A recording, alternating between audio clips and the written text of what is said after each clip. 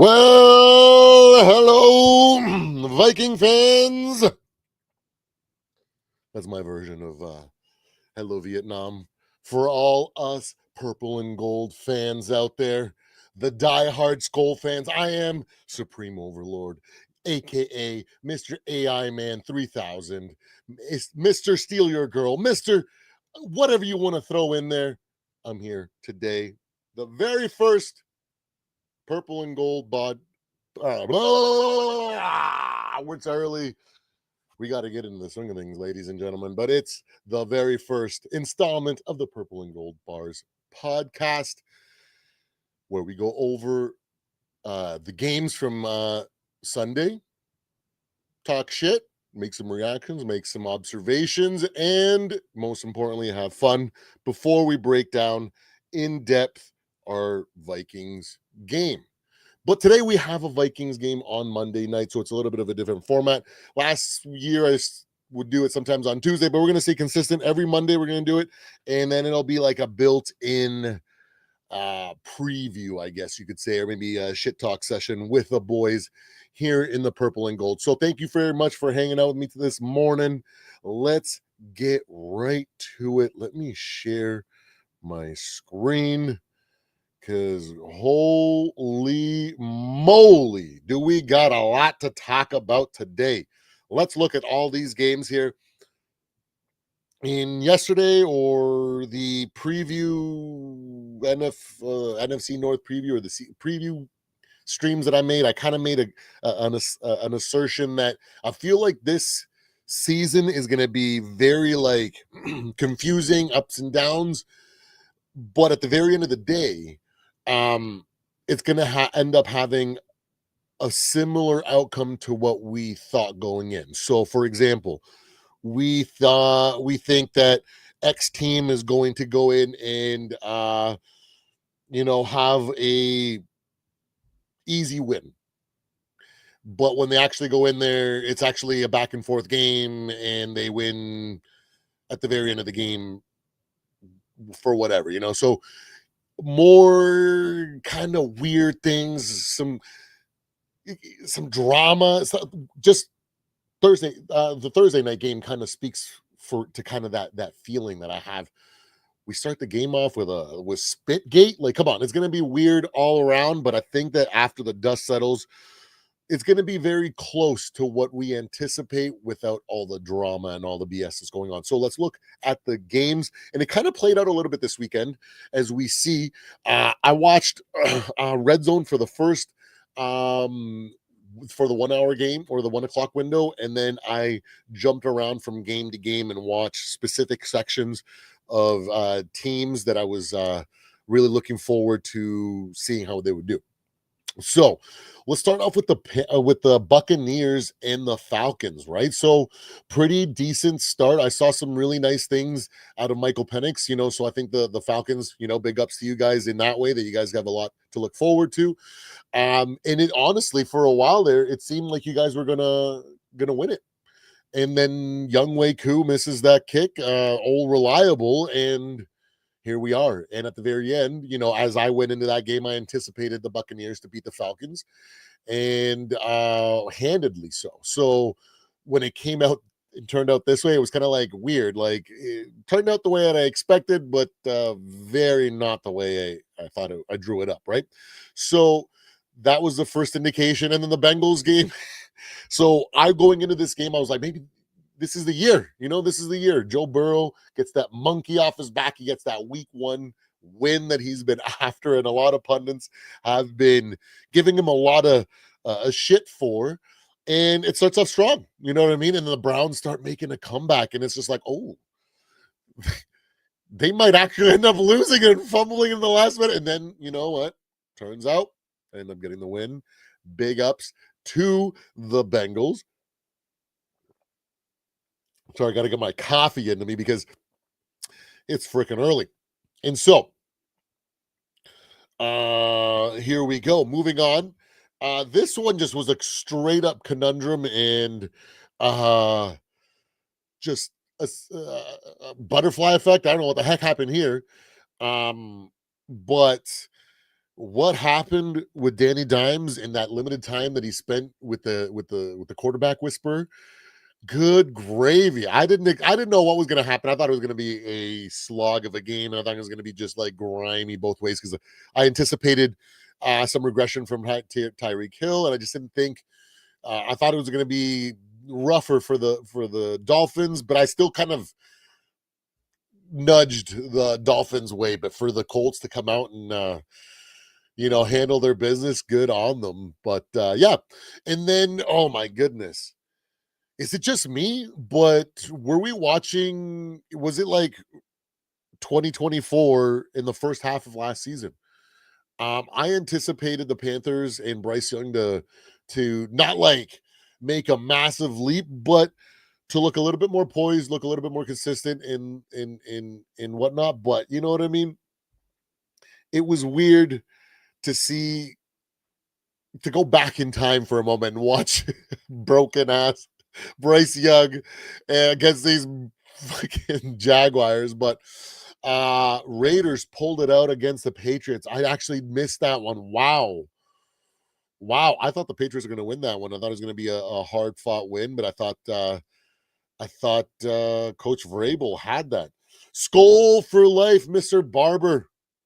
Yes, we are definitely getting that one. We're going to break it down a little bit further. Actually, I want to go back to last year. I want to kind of toot my horn a little bit and kind of throw it in the faces of the Bears fans here. But yeah, let's kind of quickly recap yesterday's games. But for the most part, it seemed like a lot of the same situation that was happening. Things that I expected were to happened, but they happened in a weird way. Cardinals beat the Saints, right? Commanders. I thought it was going to be a lot closer game. I thought it was going to be like at least within a score.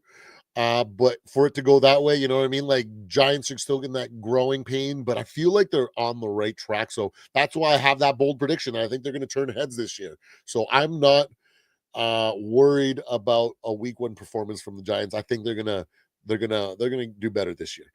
Broncos, wow. They looked like they were gonna lose, and all of a sudden, what happened? They come back and win it.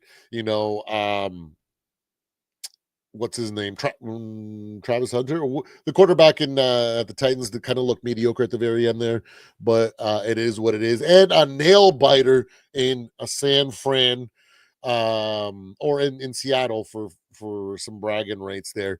But now let's talk about the most crazy games yesterday. So the Jets and the fucking Steelers had their Super Bowl in the first one in like how many years? These guys were out there freaking playing like I don't even know. Like the Jets wanted to make a statement like we don't need you, Aaron Rodgers, blah blah blah. We're gonna come in here and beat your ass. And then A-Rod looked like A-Rod. How many touchdowns he had? Like 3 or 4 in the first half, whatever. So like it was a heck of a game. And then they almost brought it back and won it. And yeah, so hilarious in Jets fashion. They lose. Um, a statement game by these Packers to start the season over these Detroit Lions. But I'm not surprised because I said one of my bold predictions is like I do not think that these Detroit Lions are going to win 10 games this year. I put them in at an 8-win season. We're going to go over my record prediction again for all those inquiring minds. And then what a freaking Sunday night banger, boys.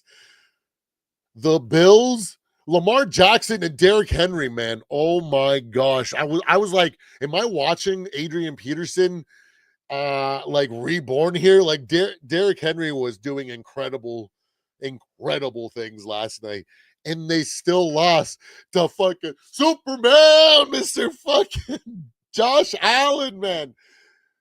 And to win the way that they did by 1 point in a spectacular barn burner, I don't even think was there outside of like the score, like the actual what goes down in the record books, was there a real loser there? I remember watching some of the reactions of the Bills fans when they cut in between the third and fourth, and and they just look so fucking like demoralized. And then there was one play, I forget it was a Josh Allen play, or I forget what it was, or maybe it was a freaking oh man, their fucking young wide receiver. That kid is so wholesome and good.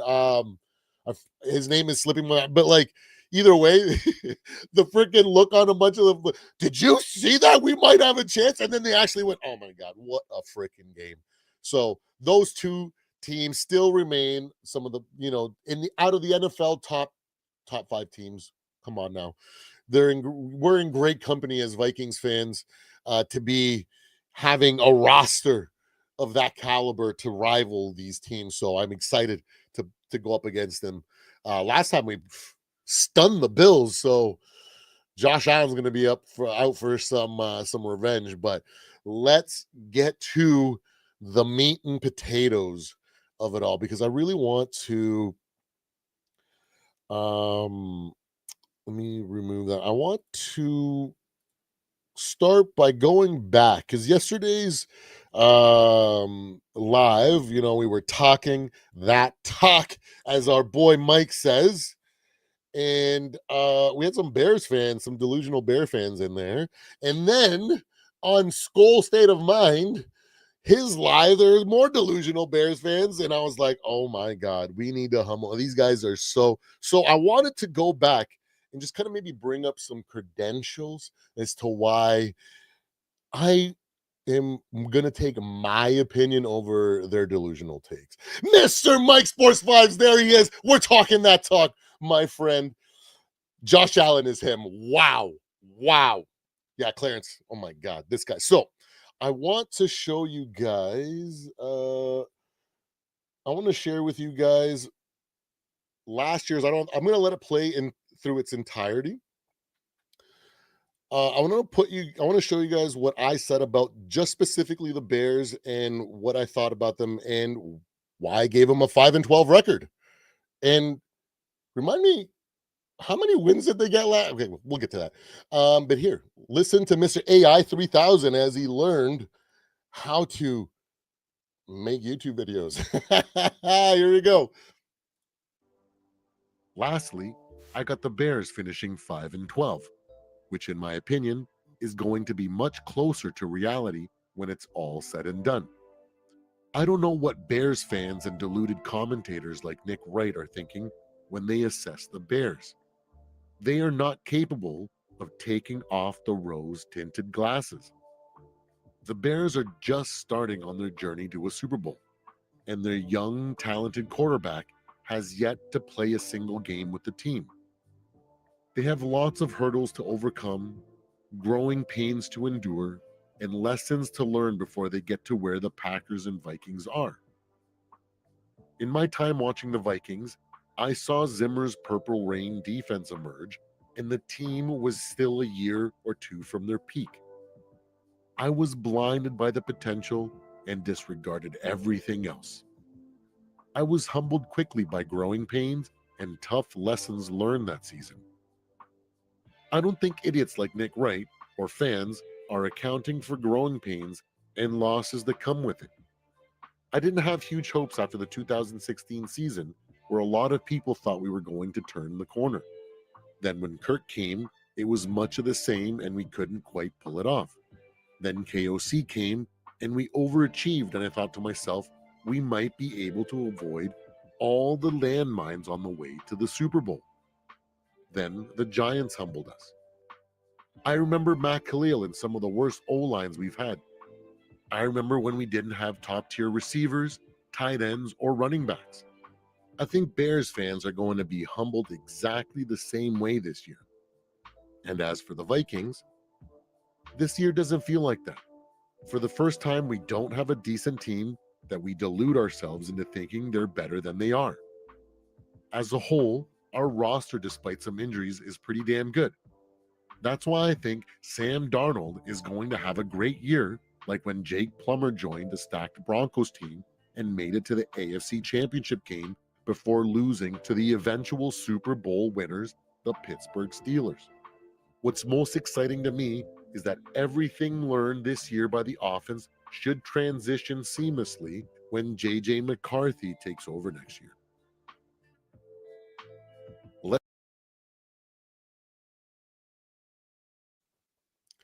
So, come on now.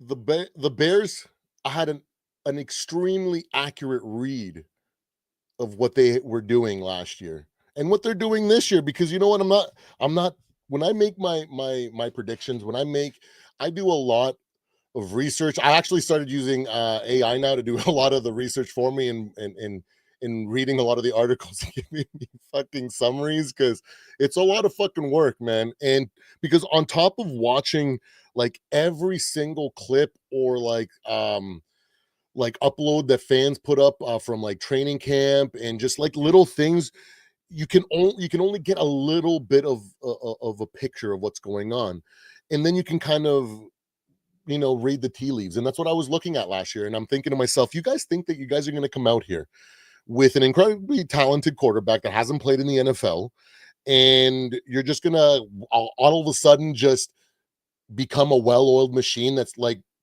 the fucking Lions were last year, that had been together for so many years and had been so comfortable with each other, which is why they were doing such ungodly things. Like, how many times did we see clips of their O-line, for example, where like it was like they had fucking eyes in the back of their head. They would spin and all of a sudden pick up a fucking block here.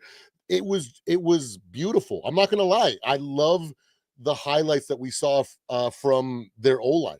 I love highlights that we see from our O-line too, but um it was beautiful. But the reason that they were able to do that is because they were together consistently for years. And nobody talks about that for the last like 7 years.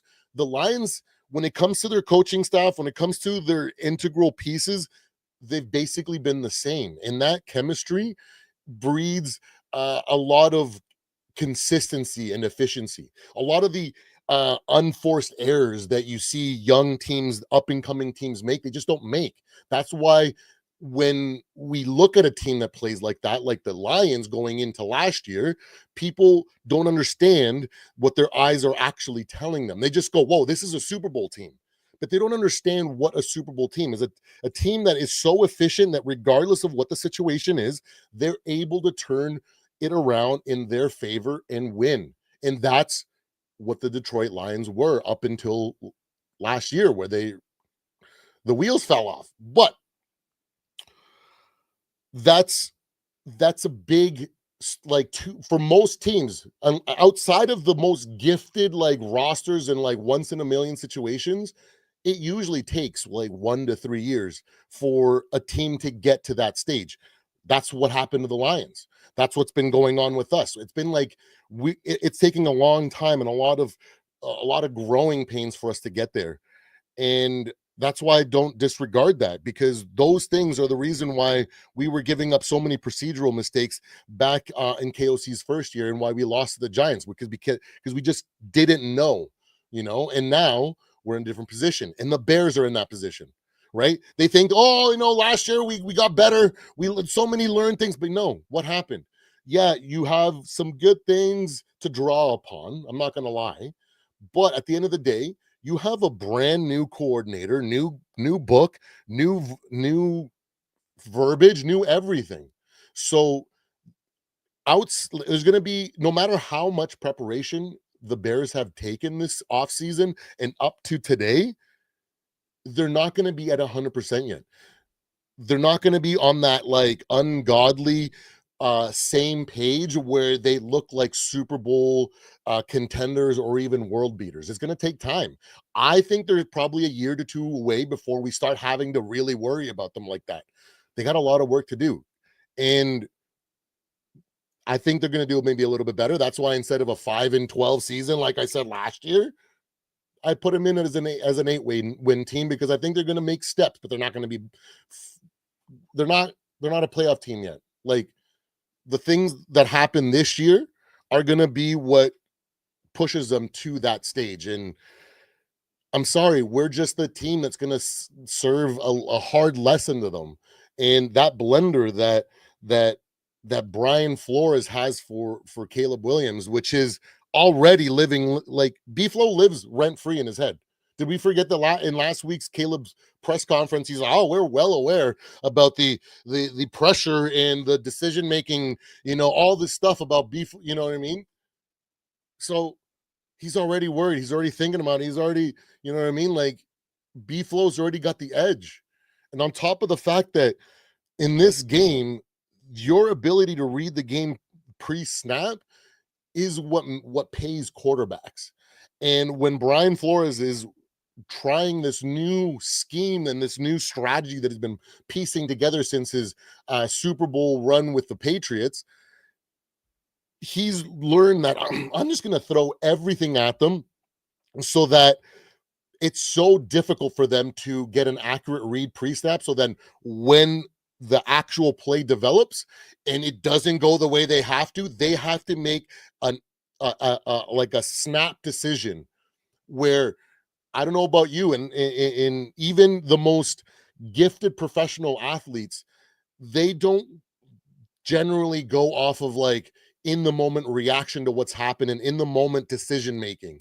Because if you're in that situation where you have to decide in the moment, you've already lost, because you should have already prepared for that so that you're just reacting to the situation, right? And B-Flow is a master in not allowing young quarterbacks to do so. That's why we saw CJ Stroud struggle last year, right? I thought they were, like I always give credit to other teams, and I say near the end of the game they're going to start figuring out, and we saw a lot of quarterbacks do so. But CJ Stroud and the Texans being so young and dynamic is a good comparison to me, because you know they they have a quarterback that people perceive as a young franchise star, just like Caleb Williams. And in that exact same situation last year, he completely folded, and he didn't even try to figure out the question. They just folded. They pulled their starters and said, "You know what?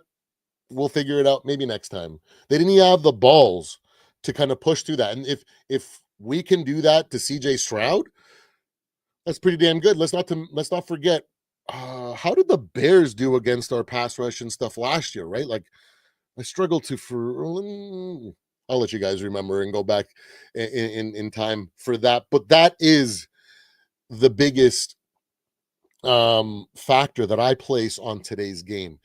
Their inability to be at that level of preparedness, and like we are going to be. We're a well-oiled machine. We can take any adversity. We have so many experiences to draw upon as a team to help support JJ. On top of the fact that we have like, I don't know, man. Arguably, do we have like the most weapons, like top tier weapons in the NFL? Like, we have Aaron Jones, Jordan Mason, Jordan Addison, Adam Thielen, TJ Hawkinson, Justin Jefferson. You know what I mean? Like, there are so many safety blankets, so many pressure relievers. Like, I heard so many things yesterday. Oh, these Bears, this defense is going to put so much pressure on JJ McCarthy that he's not even going to know what to do back there. It's going to be just like what Caleb's dealing with B-Flow. Then he's going to crumble because he's never played in the NFL. And I'm like, bro, did you forget that, like, all he has to do is, if he sees that you're going to constantly prevent him from doing that, he's just going to hand it off to Jordan Mason. He's going to fall down for 4 yards, play after play after play after play. And even if he doesn't bust out 12, 15, 30-yard runs and Aaron Jones, you know what that does to a defense? Because I don't know about you, but I remember when Adrian Peterson used to do that to opposing teams. Man, it used to bug me when I used to be like, man, be like the first and second quarter, I'm like, AP's like 32 yards going into the half, and at the end of the half, and you're just like, come on, AP, man, you're a generational talent, man. You gotta do better. And me and my young mind, because I was only like my second, third, fourth year into watching football, I wasn't able to see the defense yet, not realizing that they were sending everybody 10 in the box, 11, like they were sending literally, like, you know what, let's just leave everybody open, and literally everybody stack the box because we know they're going to run it. And he, it was the reason why Adrian Peterson sometimes had like slow starting games. But guess what? The man ran with conviction and like a bruising back, and just like Jordan Mason. And near the end of the games, I remember a Rams game leading up where everyone's like, oh, Todd Gurley's the next Adrian Peterson. He's going to be so much better. Oh, my God. He's going to break all his records. He's going to play for so long. And then in the second half, Adrian Peterson busts out like a 76-yard run and closes out the game. And we're like, oh, yeah, that's why he's the best. And it's because the defense can only handle tackling that fucking beast so much before it's just like, do I really want to go in for that tackle? So they're not going in as hard as they were at the beginning of the game. And that's when AP would break a tackle or two or three and be gone. And Jordan Mason has that power. And so what? Send the freaking everybody in the garbage sink. Then every strategy to shut down freaking JJ McCarthy. Like I said, the backfield's going to do a great job. On top of the fact that, did you forget that we can just get the ball out before the pass rush lands? We have the potential to have a crazy screen game that we don't really really take advantage fully, right? Not to mention all this like really cool play design like we saw last year with KOC where he brought JJ over to make it look like, and then he sent Jordan Addison the other way and he was wide open and people were like, oh, he's going for the screen to JJ. And then all of a sudden it's a touchdown and you're like, what happened? Like it, there's going to be moments they're going to be trying to do everything, but before you know it, they're going to be freaking looking at everybody and being like, hey, we can't just focus on JJ this entire time because Jettis is cooking us, Thielen is cooking us, fucking Jordan Mason's already got 80 yards and it's fucking damn near fucking halfway through the second quarter. Like, what are we going to do? You know what I mean? Like, they're going to just have to actually play honest. And then at that point, that's when JJ is going to come alive. I'm going to see some really nice plays out of him. And we're going to see some bad plays, of course. It's his first game. But the rest of the team is what's going to elevate and push him through that adversity and all that's, that bullshit that these Bears fans like Clarence were saying that they're going to do. You know what I mean? Like, imagine being scared of a fucking 5-win team just because they got a brand new coach. Oh my God, it's fucking ridiculous, man. But it's gonna be an easy W for us, and I'm excited to see it tonight. What is the next thing I have? I wanted to also, because some people might say when I pull up that not that one. When I pull up that video, dude, you had us winning 9 games, but let me pull up the video and we'll just kind of hit some timestamps here to show you guys where my head was at when it came to record predictions. So going into it, I also made a separate video going into last year, just talking about the record of the Vikings and how I saw it playing out. And the first prediction that I said, if I were to go based on the mainstream media and their opinions and what everybody's saying, I think this is as best they can do. If we count the freaking green there, let me see here. Let me pull that up on my screen because it's not. Okay, there we go. If you count the green, we got 7 wins, right? And that's just being that. I think that a lot of people would have been before the season started last year would have been like, man, you're fucking delusional if you think the Vikings are going to win 7 games. I'm like, okay, this is just what you think we're going to do. And then I'm like, okay, now let's think about this and let's look at a more realistic view of things. And this is what I came up with.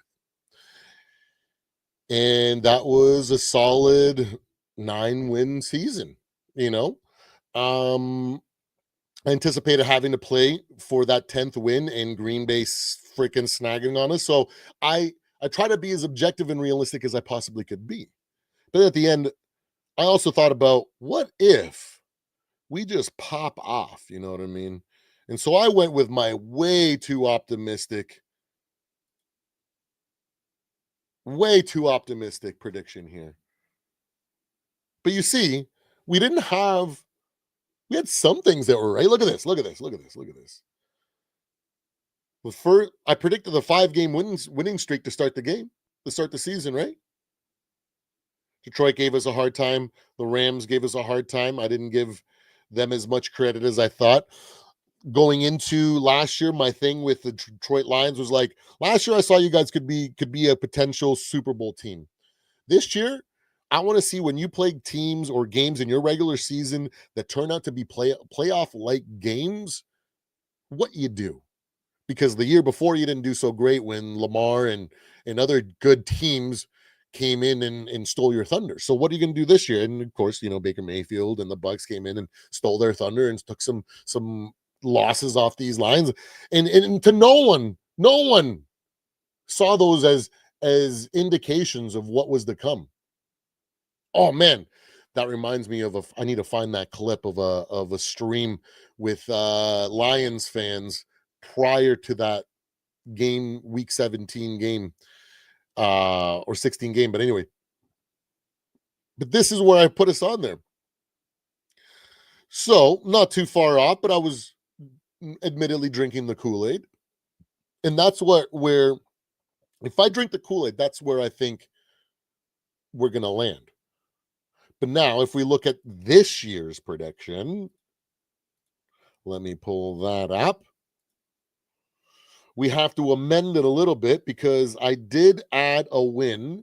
I feel like the Green Bay Packers could probably win if at least one more game easily, and then with like all these teams, these could be plus or minus a win. Because there was each schedule. Because I had to go through. You can't just exactly just like throw whatever record for your team and then just hope to God it works with the rest of the division. Because if you do that, then like it messes with the Green Bay's record as well as the Bears and the Detroit. So you got to like look to see, well, like how it actually plays out, right? So when we look at all the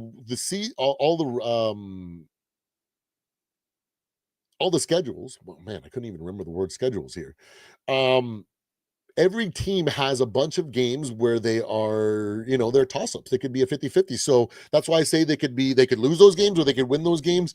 But as I have them right now, I have them as an 8-9 and as well as a 9-8. So I'm going to bump up the Packers at 10. I don't think that one of those wins is going to be against us.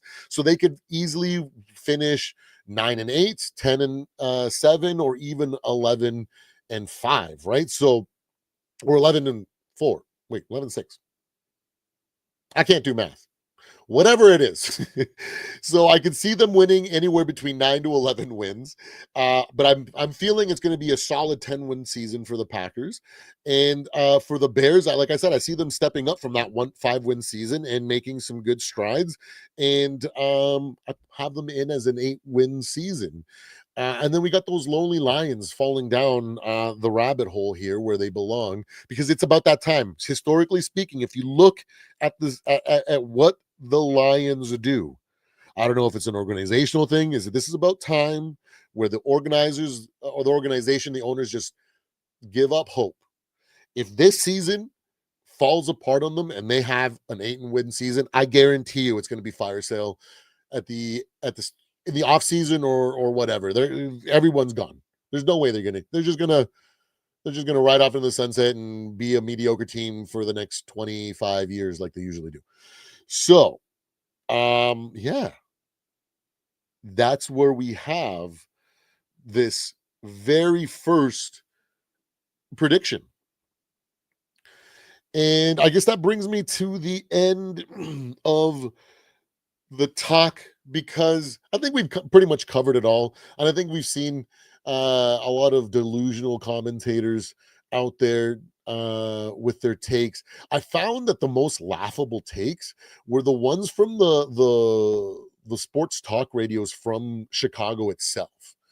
Like they were so high and drunk on the Bears Kool-Aid or ganja that it's unbelievable.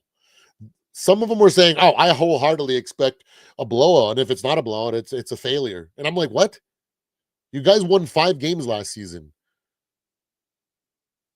What are you talking about? Like, you think that your organization's all of a sudden just gonna stop sabotaging your own team and in doing the things that they've been doing historically for like the last 10 years? You think like all of a sudden things are just going to change? You're just going to like hop through the freaking looking glass and all of a sudden you're going to be in fucking Bears Wonderland and you guys are going to go 16-0 and fucking win the Super Bowl? Like, no, like it takes time.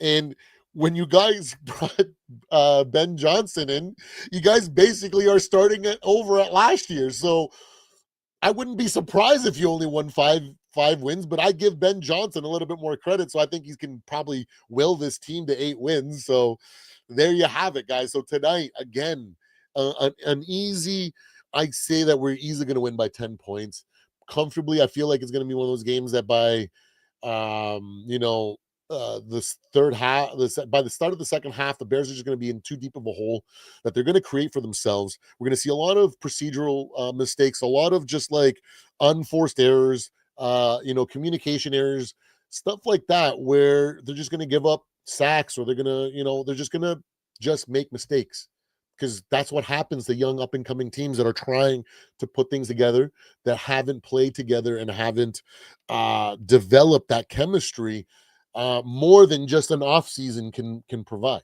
So that's why I think they're going to struggle. And as a result, because we're just a more consistent team, we're going to do our best. We're going to capitalize. It might be a bunch of field goals, one touchdown, whatever it is. We're going to have a pretty decent lead on them going into the half, and they're going to be playing catch up, or we're just going to be, running the clock. And Jordan Mason and Aaron Rodgers Aaron Jones are going to be doing a great job in the backfield.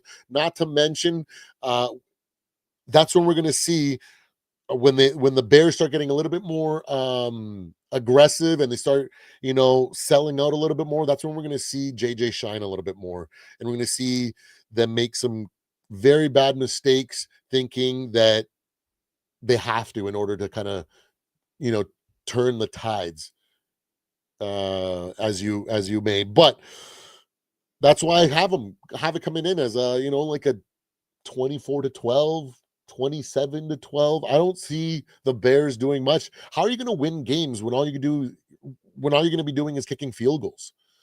You know what I mean? Like, I just don't understand. You know, I get it. Like, nah. And I heard this a long time ago. And I guess it rings true when we're talking about Bears fans, Lions fans, and Packers fans specifically. Because, you know what I mean? It's don't ever get into a battle of wits with those that are unarmed, because they will beat you with experience every single fucking time. So there's no need to fucking mix words with idiots, because there's no changing the opinion of a moron. And we'll leave it at that for those Bears fans, because that's what we do. We talk that talk. And hopefully we will see you guys later, because we're doing a new format this week and going forward this season, where I'm going to be doing periodic lives throughout the day every single time I get a chance to.